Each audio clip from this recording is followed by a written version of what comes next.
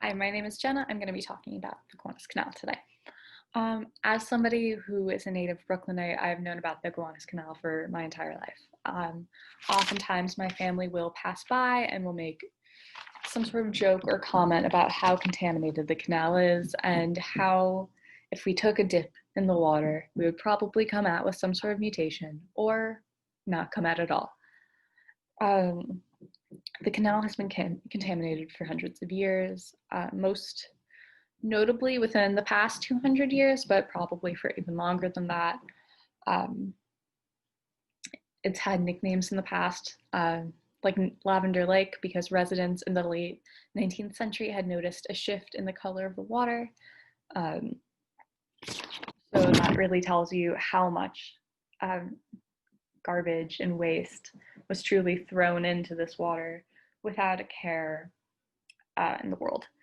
Um, in 2010, the Environmental Protection Agency had finally stepped in and designated the Gowanus Canal as a Superfund site, so it is getting a government-funded cleanup. There had been efforts in the past to clean up the canal, but none as well-funded or as serious as the Superfund cleanup effort. So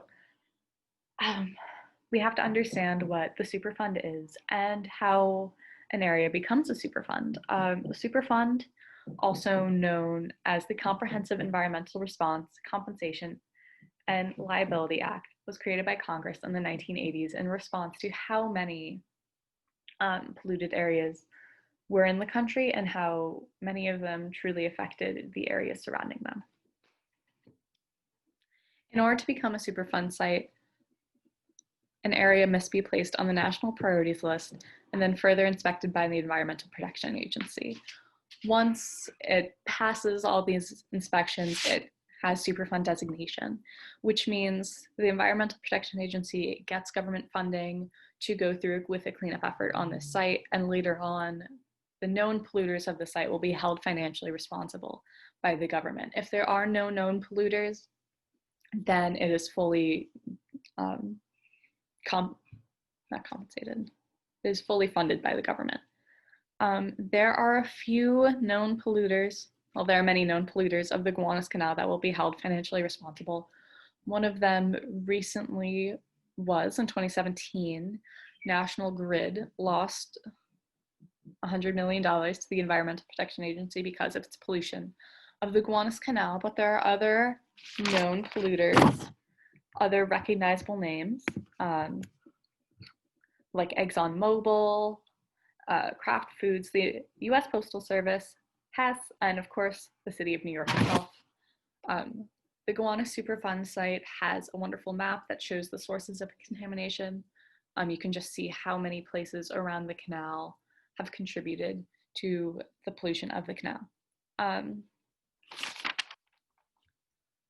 But why has it taken up to 30 years for the Environmental Protection Agency to recognize the canal as a Superfund site, even though it has been known to be one of the most polluted areas in the United States? Well, the Gowanus Canal is settled between super gentrified areas such as Park Slope, Carroll Gardens, Boerum Hill, Red Hook. So these are big family areas. These are areas that have a lot of upper class white families and just upper class white folk in general.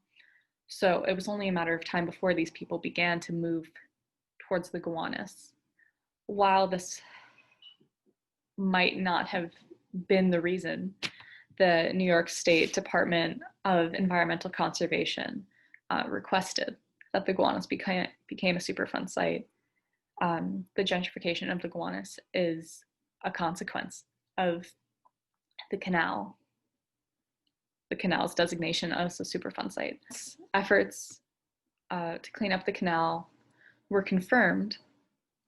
All of these different more high-end commercial spaces started to move in. Like in 2013, Whole Foods moved in right on the canal. There's a 2-story Whole Foods with a huge parking lot overlooking the Gowanus. Other places in the area include Ample Hills Creamery, which is kind of like a niche ice cream shop. One of its flavors are even dedicated to the canal. It came from the Gowanus. It kind of represents like a mysterious monster that came out of the canal. There are sports bars like Pig's Beach. Oh my God. Like Pig's Beach, which many people go to, or many people went to in pre-COVID times and enjoyed a night out. And now there are big residential spaces that take up space on the canal. So really, the canal has become, or the neighborhood surrounding the Gowanus Canal has become an economic success, which is the opposite of what developers thought once the Superfund designation was placed upon the Gowanus neighborhood. Developers thought that people wouldn't want to move there, that it would just continue to be the industrial wasteland as it was known. But they were proven wrong, and people have chosen to live there, to socialize there. There is now a huge apartment condo complex right on the canal that boasts of its spot on the canal. In fact, I went there and I took pictures, and this is on a walkway that is right on it. You can see the lovely views, but people are willing to live there and live there for a price.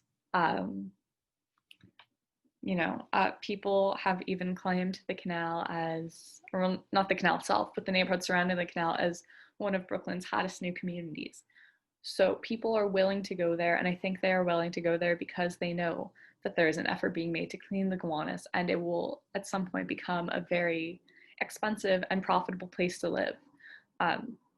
Unfortunately, this is at the expense of people who had previously lived in the area, who had lived there because of its lower prices.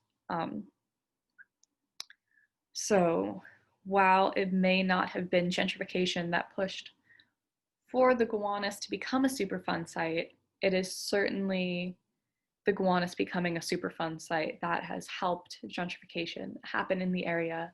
It was bound to happen at some point based on where the neighborhood is, but I think the designation of it as a Superfund site has certainly helped because people know that it will one day be clean, and it will, or much cleaner, and it will become profitable, and it will become this area of little expensive coffee shops and, Whole Foods, and people will want to live there.